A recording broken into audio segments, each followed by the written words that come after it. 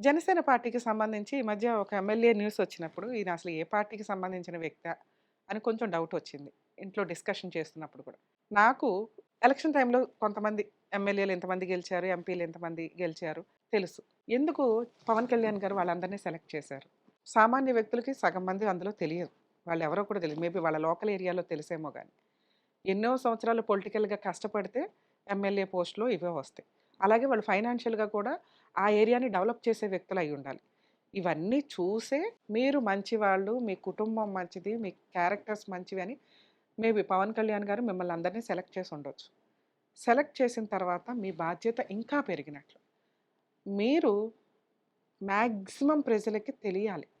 రేపటి రోజున మళ్ళీ ఎలక్షన్స్‌లో నుంచోవాలంటే, ఈ జనసేన పార్టీకి సంబంధించిన ఏ నాయకులు కూడా రూపాయి ఇచ్చి ఓట్లేయించుకోల. పవన్ కళ్యాణ్ గారి చరిష్మా, ఆయన హార్డ్ వర్క్, ఆయన మీద ఇష్టంతోటి ప్రజలు మిమ్మల్ని నమ్మి, ఈళ్ళు నా వాళ్ళు అని పవన్ కళ్యాణ్ గారు చెప్పటం వల్ల మిమ్మల్ని ఓటుతో గెలిపించారు. అలా గెలిపించినప్పుడు మీరు పవన్ కళ్యాణ్ గారికో లేదా జనసేన పార్టీకో, జనసేన నాయకుడికో సపోర్టర్స్‌గా ఉండాలి తప్ప, ఆయన గొడుగు కింద ఉండడం కాదు. ఎప్పుడు న్యూస్ చూడండి పవన్ కళ్యాణ్ గారు డిప్యూటీ సీఎంగా గానీ, ఆయన ఏదైతే పదవులున్నాయో ఆ మినిస్ట్రీ పరంగా చూసినా 100% డే టు డే వర్క్ చేసుకుంటూ వెళ్తున్నారు. ఇంత వర్క్ చేసుకుంటూ వెళ్తున్న వ్యక్తికి ఏ టీవీ ఛానల్స్ ఎవరు పెద్దగా ఏం ప్రమోట్ చెయ్యవు. ప్రజలు సోషల్ మీడియాలో ప్రమోట్ చేస్తున్నారు. మీ 18 మంది మీరు ప్రజలకి తెలియదు. నాకే తెలియదు.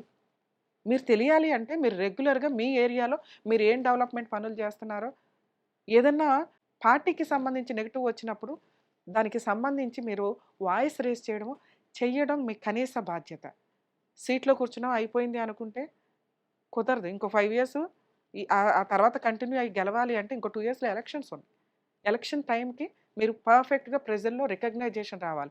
కనీసం మీ ఏరియాలో మేము తెలుసు మేడం అంటే మీ ఏరియా వాళ్ళకి తెలియడం వేరు, మిమ్మల్ని ఇష్టపడటం వేరు. ఇష్టపడేలాగా చేసుకోవడం మీ బాధ్యత. ఇక నుంచి స్టార్ట్ చేయండి. సోషల్ మీడియాలో మీరు రెగ్యులర్‌గా చేస్తున్న పని నాకు తెలిసి మీరు చేస్తారు. చేసి ఉండుంటారు. ఎందుకంటే ప్రజలకి తెలియటం ఇంపార్టెంటు.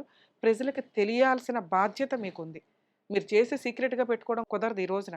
సొసైటీలో పావలా చేస్తే రూపాయి అడ్వర్టైజ్ చేస్తున్న పరిస్థితుల్లో మీరు కూడా ఖచ్చితంగా మీరు చేస్తున్నది రియల్‌గా అన్నా కూడా పబ్లిక్‌కి తెలిసేలాగా చేస్తే బెటర్ అనేది నా ఉద్దేశం. Thank you.